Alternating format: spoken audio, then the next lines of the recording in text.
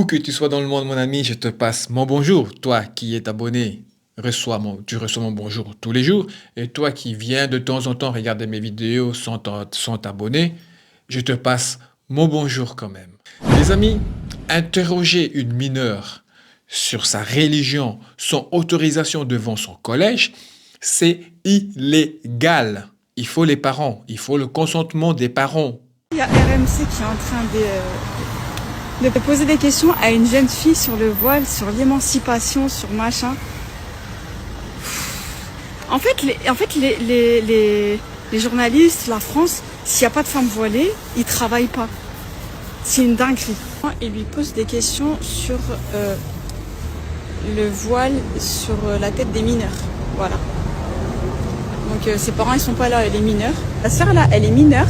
Donc t'es mineure, hein. Oui. T'as quel âge? J'ai 14 ans. Elle a 14 ans. Ses parents ne sont pas là pour être avec elle, pour répondre aux questions que les journalistes d'RMC viennent lui poser devant l'école. Tu viens de sortir de l'école là en plus. Voilà. Donc elle partait manger chez elle. Et donc ils t'ont posé quoi comme question? Ils me posaient des questions par rapport au voile. Ils disaient que si mes parents ne m'avaient pas obligé de le mettre, etc. Ils t'ont demandé si tes parents t'avaient obligé à mettre le voile. Oui, voilà. Ok. Ils m'avaient demandé ça, que j'en pensais quoi par rapport aux lois et tout, nanana, si j'étais d'accord par le fait qu'ils devaient l'interdire ou des trucs comme ça. Voilà, donc encore une fois, la France, s'il n'y a pas une femme voilée, ils travaillent pas. C'est une dinguerie. Voilà, donc elle a 14 ans, la sœur, et ils sont déjà en train de la déranger devant l'école. À dire, voilà, elle est stigmatisée en mode, est-ce que c'est tes parents qui t'ont obligé à porter le foulard? C'est tes parents qui t'ont obligé à porter le foulard? Non. Voilà. Merci ma belle. Là, ils ont contourné la loi pour fabriquer une polémique. Ils cherchent une phrase qui fera le buzz sur l'islamisme chez les mineurs. Sauf que la jeune fille répond calmement, elle porte le voile par choix. Le scénario qu'il voulait imposer s'effondre. Et c'est pour ça que la vidéo sort, pour montrer comment certains médias construisent un récit en manipulant des mineurs. La vidéaste, elle n'a même pas osé intervenir, de peur d'être accusée d'islamiste agressive. Agari reconnaît qu'Israël a perdu la guerre des réseaux sociaux. Bien fait pour ta gueule. Et surtout l'adhésion de la jeunesse mondiale. Et devinez, c'est quoi sa solution? Revenir à ce qu'ils ont toujours fait de mieux. Revenir à ce qu'il a toujours permis au pays de tenir leur narratif. Un appareil de propagande massif. Faux comptes, identité inventée, influenceurs sous-marins, opérations psychologiques, espionnage. Le tout pour remodeler la perception mondiale. Ce qui frappe, c'est l'aveu implicite. Sans contrôle du discours, sans manipulation, sans construction narrative, ce pays n'existe plus médiatiquement. Leur puissance ne repose pas uniquement sur le militaire, mais sur la capacité à imposer une version des faits. Dès que les mensonges ne fonctionnent plus et que les vraies images sortent, tout s'écroule. Israël est vivant uniquement parce qu'il contrôle le récit. Menacer un élu de mort pour son origine, récidiver et repartir avec un simple sursis. C'est incompréhensible.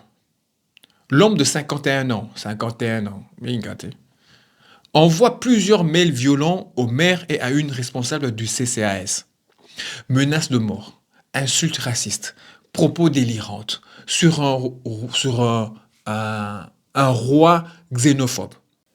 Il était déjà connu des faits similaires et malgré l'interdiction de contact, il recommence avant même le procès. Le tribunal reconnaît son discernement altéré et opte pour un sursis avec obligation de soins. Mais ce qui choque, c'est la facilité avec laquelle cette affaire est traitée, alors qu'elle vise un élu et une agente publique. On a l'impression que la gravité des faits passe au second plan parce que l'élu visé est d'origine étrangère. Quand les victimes appartiennent à une certaine catégorie, la réponse de l'institution semble moins ferme, moins urgente, moins résignée. Tolérer de menaces racistes contre un maire, c'est envoyer un signal que certains élus valent moins que d'autres. Le club de foot Trabzonspor rejette une offre de sponsoring venue de Coca-Cola, invoquant de milliers d'enfants tués à Gaza et le boycott massif en Turquie. Décision prise après un vrai débat interne. L'argent ne justifie pas tout et certains refusent d'être complices d'une image mondiale qui ignore des crimes. 2 hommes main en l'air, aucun danger, aucune arme, et pourtant exécutés. Au Proche-Orient, des soldats israéliens ont été filmés tirant sur 2 Palestiniens alors que les 2 hommes levaient les bras semblant vouloir se rendre. L'autorité palestinienne parle d'exécution sommaire. Jordan Klein. Ce sont des images d'une rare violence. Des membres de l'armée israélienne sont en opération à Jénine, dans le nord de la Cisjordanie occupée. 2 Palestiniens sortent d'un bâtiment encerclé. Des hommes que Tsahal présente comme des terroristes recherchés. Ils avancent, les mains en l'air. Ils semblent se rendre. Ils reçoivent pourtant des coups de pied avant qu'ils ne soient froidement abattus de plusieurs tirs. Nous avons choisi de ne pas vous montrer les images. L'autorité palestinienne a très vite réagi et accusé Israël d'avoir commis un crime de guerre. Le ministère des Affaires étrangères et des expatriés condamne avec la plus grande fermeté le crime odieux d'exécution sommaire perpétré par l'armée d'occupation israélienne. De son côté, l'armée et la police israélienne indiquent dans un communiqué commun que l'incident est en cours d'examen. Itamar Ben-Gvir, ministre figure de l'extrême droite, a apporté un soutien sans faille. Soutien total aux gardes-frontières et aux combattants de Tsahal. Les combattants ont agi conformément aux attentes. Les terroristes doivent mourir. Depuis les attaques terroristes du 7 octobre 2023, les violences ont explosé en Cisjordanie occupée. Plus d'1 millier de Palestiniens et au moins 44 Israéliens y ont été tués. La vérité israélienne parle de terroristes recherchés.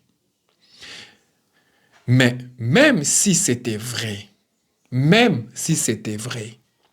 une exécution sommaire reste illégale.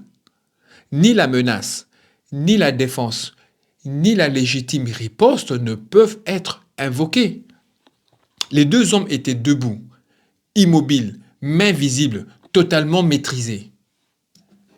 Évidemment, le shaitan de Satan, le diabolique de Ben-Gvir, ministre de la Sécurité nationale, applaudit l'action en expliquant que les terroristes doivent mourir.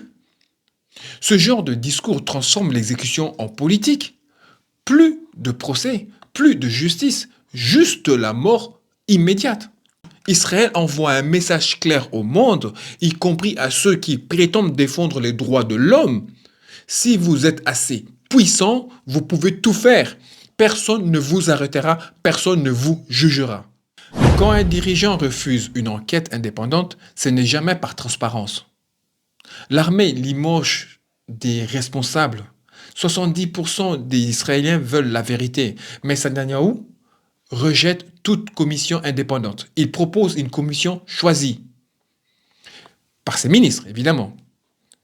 Les manifs explosent. Le chef d'état-major s'oppose frontalement. Un pouvoir qui protège sa survie, pas ses citoyens. C'est limite de la dictature. Hein. Quand l'idéologie se mesure en milliers d'occurrences. Entre 2020 et 2024, le mot islam, 31 000 fois. Le mot immigration, 69 000 fois. RSF accuse CNews d'organiser la parole. Gauche en pleine nuit, extrême droite aux heures de pointe. Un ancien reporter raconte qu'en 2021, un cadre lui a dit « On ne va plus faire que du musulman. » L'aveu d'un agenda, pas d'une ligne éditoriale. Mathieu Salma démontre un sondage conçu pour confronter pratiques religieuses ordinaires et radicalisme. Questionnaire biaisé. Experts connus pour leur hostilité. Interprétation anxiogène. Résultat, l'islam présenté comme une menace diffuse, sans fait. Fabrication d'une panique morale. La liberté d'expression, les amis, est admise. Attention, sauf quand elle dérange les alliés occidentaux.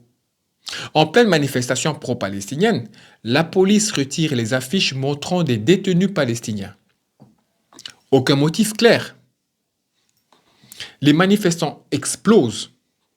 On masque la souffrance pour ne pas gêner la narrative dominante. L'image est forte. Une mémoire qu'on tente d'effacer. Le message est clair. Montrer la vérité sur ce que subissent les Palestiniens revient à exposer les crimes d'Israël. Et c'est précisément ce qui est rendu intouchable. Une visite, les amis, sans dialogue, sans échange, juste un décor pour fabriquer de l'immigration. Marion Maréchal et Rieux, ou Riou, je ne sais pas comment on dit, je m'en fous de toute façon, débarquent sur le chantier de la mosquée Ayoub Sultan.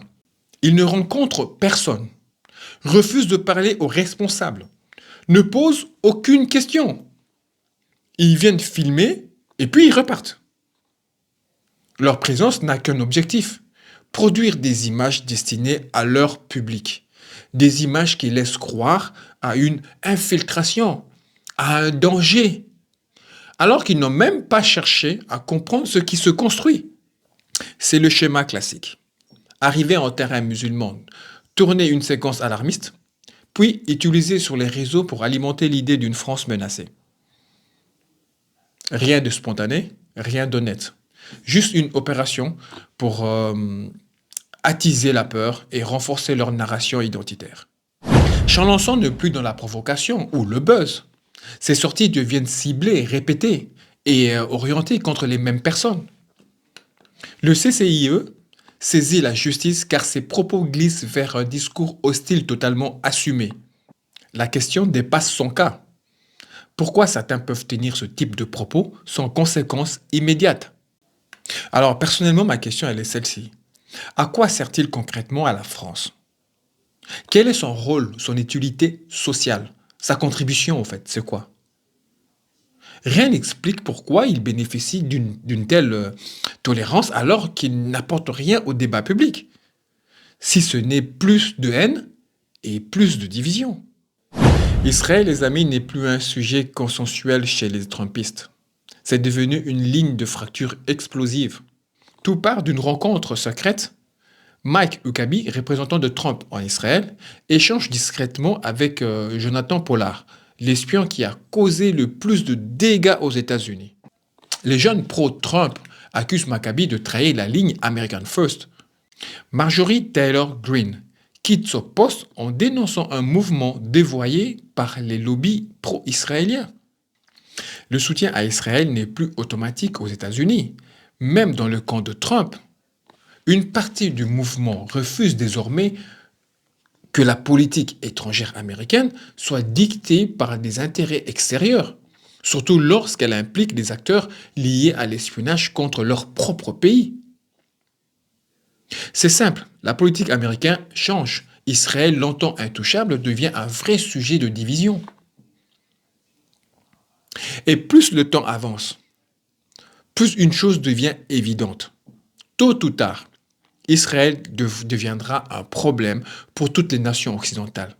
Parce que la vérité finit toujours par rattraper ceux qui ont été protégés trop longtemps.